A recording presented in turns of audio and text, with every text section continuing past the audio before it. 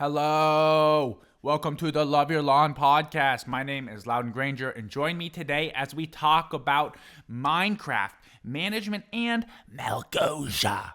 For more lessons ranging from life to lawn, be sure to like and subscribe and hit that notification bell icon so you can stay up to date with what is growing here in our world.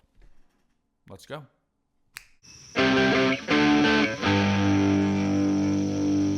The other night, I went to my grandmother's house. It was a very nice visit. We had dinner. She made us some meatloaf and stuff. And it was very good. Thank you very much, Grandma. But also, we sat down and kind of watched some old home videos that she had recorded from when I was a 3-year-old, 4-year-old, 5-year-old. So she recorded my birthdays and everything, and I was singing and I was playing a lot. That was one thing I noticed about myself. A younger me, I was very playful, very imaginative. I'm an only child. I had 2 imaginary friends, so I was very much like in my head, imagining things and being creative, and I was always singing or doing something kind of creative, if you will. You know, I played sports and stuff growing up as well, so I was playing hockey and stuff, but I was always doing something or kind of like tinkering or playing with toys. And then I thought to myself, you know, I do kind of joke around still. I like to have fun in my life still, but I definitely don't do it as much as I used to. Like, definitely don't do it as much as I used to at all. Some of the stuff that I would just say as a child in terms of imagination and kind of creativity and kind of this youthful playness, I really don't have it to the extreme that I do. I don't have it now like I did back then. Okay, and that's natural, right? People, as they grow older, they kind of remove themselves from that youthful playness, and that's just kind of growing up. All right. You also see that the real world takes over. I remember getting my first job, and then, you know, I couldn't snowboard as much because I had to go to work, or I couldn't hang out with my friend as much because I might have to get up early tomorrow to go to work. Or same thing with studying too. Like, let's say we're studying for stuff, like, you know, you have to sacrifice some of your free time, some of your fun time, some of your play time, just so you can kind of do your responsibilities, because duty calls. That's how it works. You play less and less as you get older. You work more and more. And that's just what we're supposed to do, right? That's what it seems like. The opposite of play is not work. It's depression. That was from Brian Sutton Smith. He is a lifelong educator, and he is also a play theorist who spent his lifetime attempting to discover the cultural significance of play in a human's life, and arguing that any useful definition of play must apply to both children and adults. Play needs to apply to children and adults. So I started thinking about some things that I used to play growing up. I used to play Minecraft a lot. So this is high school. I used to play Minecraft on the Xbox One, and I would shred this game. I loved this game. This was so much fun. It was like Legos, but more and infinite. You didn't have to buy sets. You didn't have to ask for sets. You could basically just play unlimited Legos, if you will, digitally. And there was a lot more going on here. It's like Legos and Farmville kind of combined. But I wasn't openly a fan of Minecraft. I didn't flaunt it. I didn't tell people that I liked Minecraft because I thought other people might think that I was kind of lame for playing Minecraft, or childish or baby-like. So I would kind of suppress the knowledge of me playing Minecraft just to kind of fit in, just so I didn't seem like a lame baby. Okay? But naturally, I loved Minecraft. So when the Minecraft movie came out, I was kind of very much excited to see it. I was very excited to see it, and I love Jack Black. He's funny. He's in a couple other movies that I really enjoy. So I watched the Minecraft movie. I've seen it twice now, and I just watched it again the other day. And while I was watching it, I noticed something about myself, having watched the home videos. I am slowly turning into Malgosia. Okay? Now, if you've seen the Minecraft movie, you might understand what I'm saying. But if you haven't seen it, I'm about to tell you who Malgosia is. And this is a spoiler alert. If you want to see the Minecraft movie, pause this, You should watch the Minecraft movie. It's not that long. Okay? And then you can return to this video. But if you really don't care about the Minecraft movie and you just want to continue watching, you're going to encounter a spoiler alert because I'm going to tell you who Małgosia is, okay? So listen, Małgosia is it's in the movie, the evil character, the antagonist character who's trying to ruin everything and destroy the world, okay? Małgosia's trying to make it so you can't use your creative skills, you can't build things anymore. Instead, you have to dedicate your life to finding gold, okay? Finding gold. Okay, that's what Małgosia's experience is. Now, Małgosia, she was not always like this, okay? She grew up in the Nether, which is kind of like the dark underworld, if you will, but she was a creative spirit in that environment. She loved to dance, and she had some sick moves, and she joined a talent show, and she was trying her best and doing her moves and trying to express herself in a creative way and playing and having fun and playing. And she was put down and said that that's stupid. Those dance moves are stupid. Go get to work. Here's a pickaxe. Go find some gold. And from that point on, Małgosia's life had switched, and she despised creativity and made it her life stream to crush creativity and just be all work, no play, and basically take over the world and rule the overworld, and where the creative stuff happens, and basically eliminate it. Okay, so do you understand who Małgosia is now? You kind of get it. I was saying that I am naturally starting to become Małgosia, okay? And it's easy. It happens naturally. For the same reason that I wouldn't tell people in high school that I liked Minecraft. I didn't want to be stupid. I didn't want to be embarrassed. I would suppress it. I would kind of do the opposite of it. And then I started playing Minecraft less and less and less and less. And now I barely play Minecraft at all. So when I saw the movie, it was kind of like a little taste of what I used to love to do.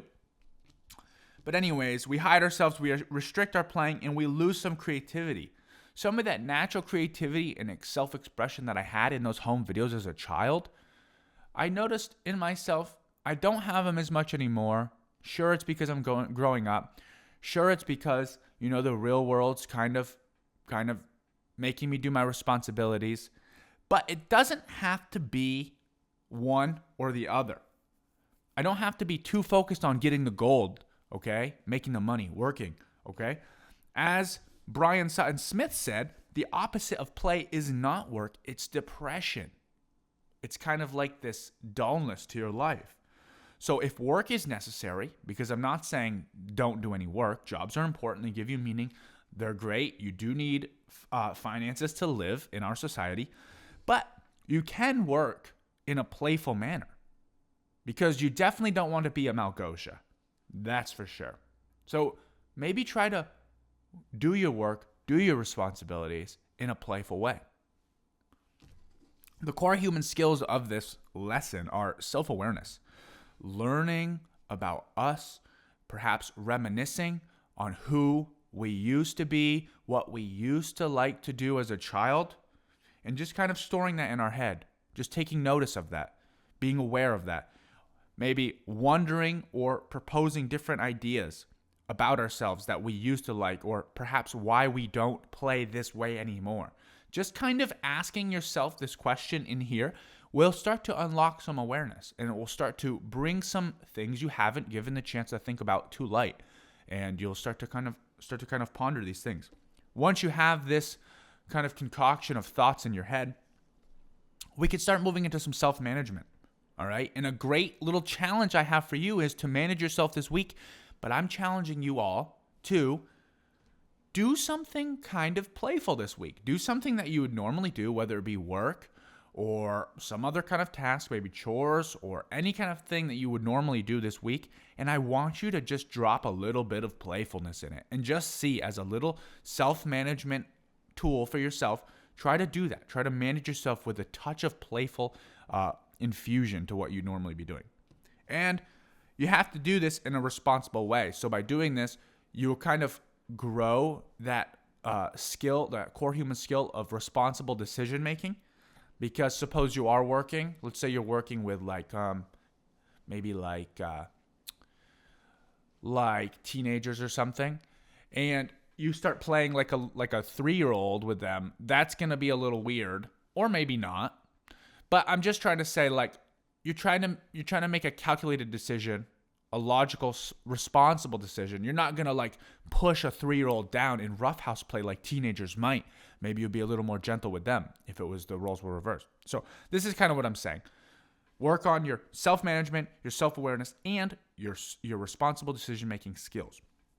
Another way that you can work on all of these skills is by playing this next activator.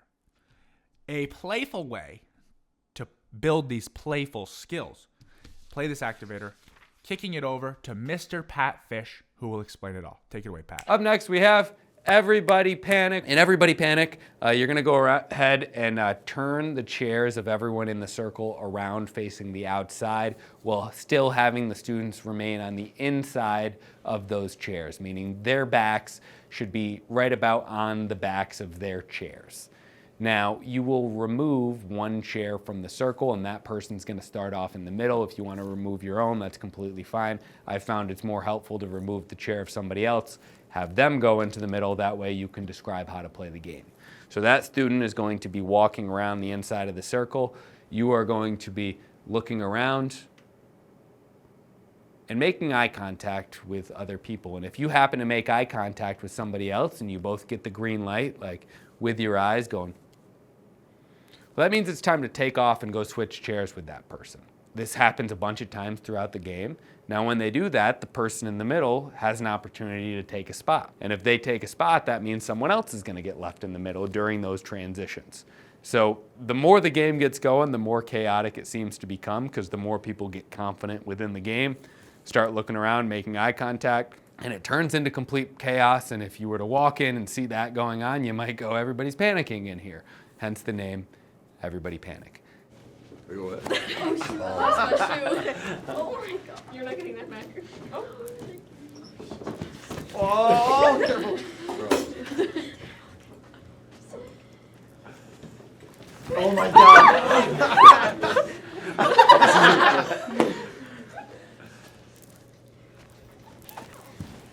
Oh my gosh. I think you got to that one. Oh my god. Oh.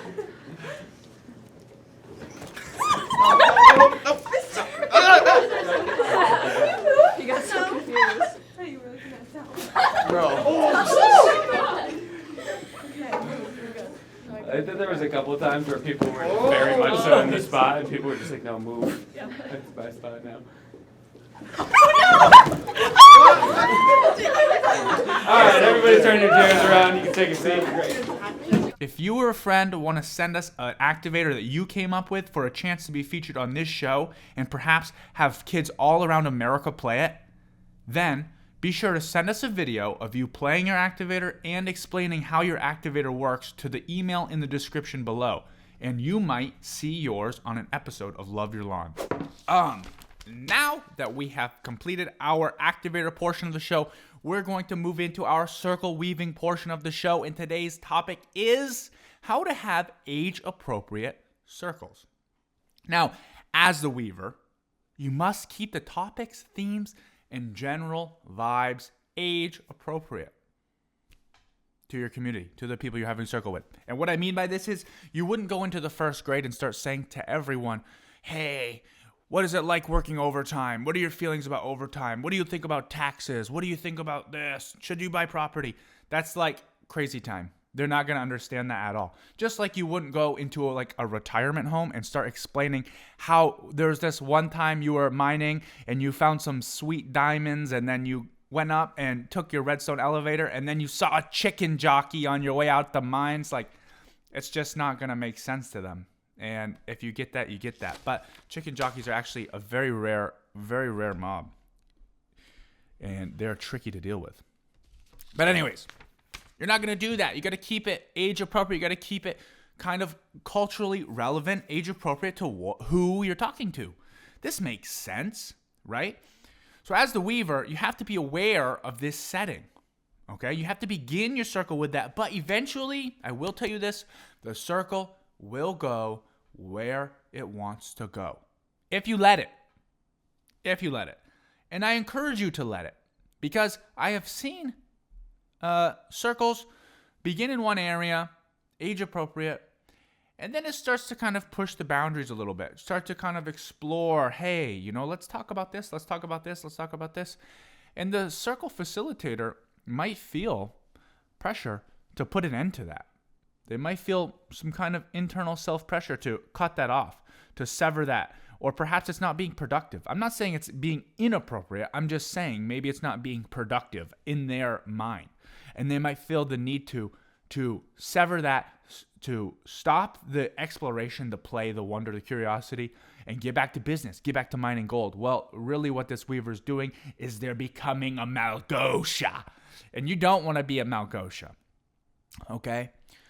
I would encourage you, before you feel the need to stop a circle, just before you do it, ask yourself, do I really need to stop this? Do I really need to bring them back on track right now? Sometimes you might say yes, but sometimes you might say you're actually just stopping their play, you're going back to mining gold, and you're being a Malgosha. Okay? So it's worth asking. It's worth asking. If a scenario comes up and you do have to put an end to it, and you do say, no, let's keep talking about this, or let's go back to this, or let's bring it around here, it is what it is. That's your choice. Perhaps some scenarios might call for it, okay? But I will just tell you, I have witnessed times where teachers or circle facilitators in general have allowed their community of students to kind of venture into areas that might not have been intended, to kind of play and explore different kind of age-appropriate avenues. Because if you're dealing with students, these students do things that you might not to be considered age-appropriate with their friends. They just don't do it in front of you.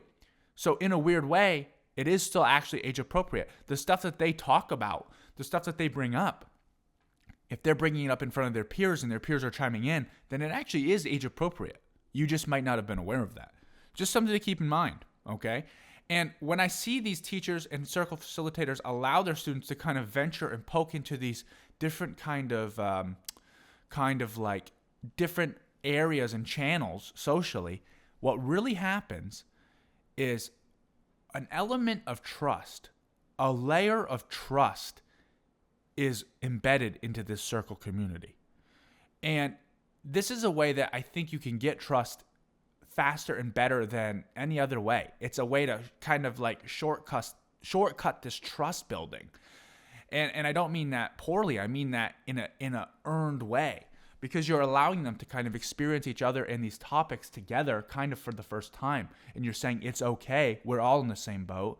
Let's poke around here. What do you want to talk about? And it's telling this person, hey, if we're talking about this, maybe I could bring up this. I didn't think I was going to be able to, because I didn't know if it was going to be age appropriate. But our circle facilitator seems to kind of allow us to explore and play through these ideas and concepts that we want to talk about, that truly are relevant to us, that truly are relevant to our age, and they're not cutting us off. So perhaps I can talk about what happened to me. Just a thought. So as the circle weaver, I definitely encourage you to play the weaver role as yourself and allow and witness, to let these students, community members, anyone who you're doing circle with, to kind of guide the circle in directions you might not have seen it going, and delay your instinctual reaction to cut it off and be a Malgosha. Okay? And just see what happens. If it's appropriate, honestly appropriate. So give that a try. I would advise you to do. And that will close the circle for us today. Crap, I actually needed that other paper. I did this again. Okay, anyways, in other news, we went to Ticonderoga this past week and we had a blast, for real.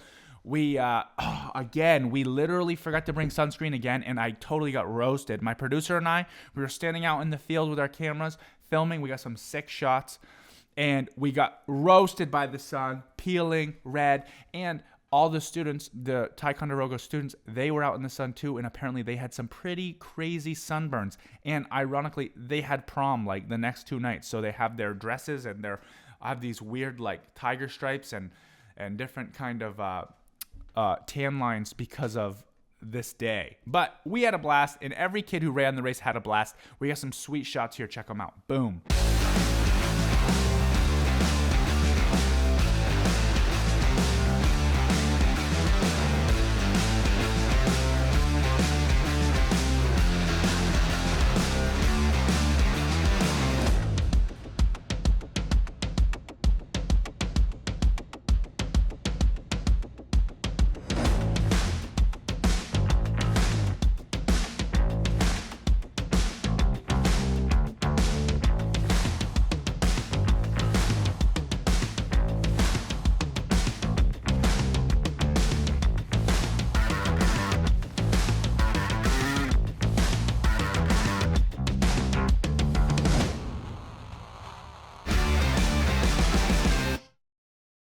And remember, play and fun can coexist with hard work.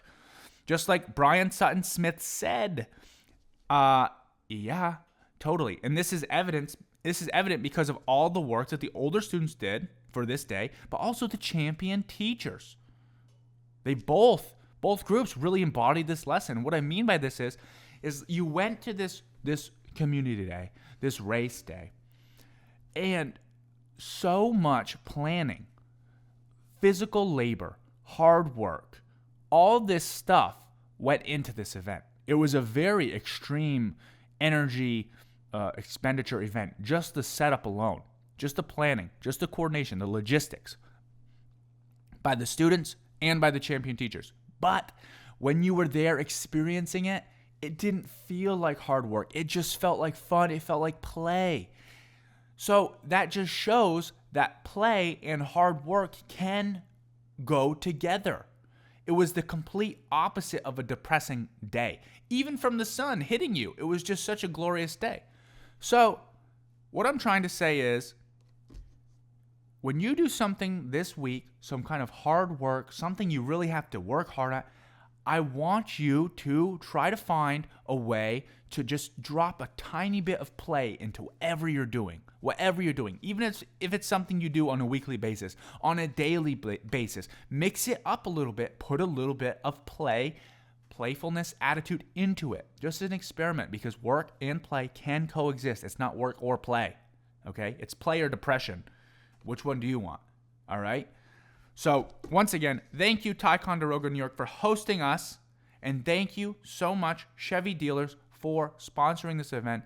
This is truly making a huge impact in the youth of this country. So please keep up the great work to both parties. Everyone, thank you so much for your support and all of your help. And Ticonderoga students and champion teachers, fantastic job. Very, very good.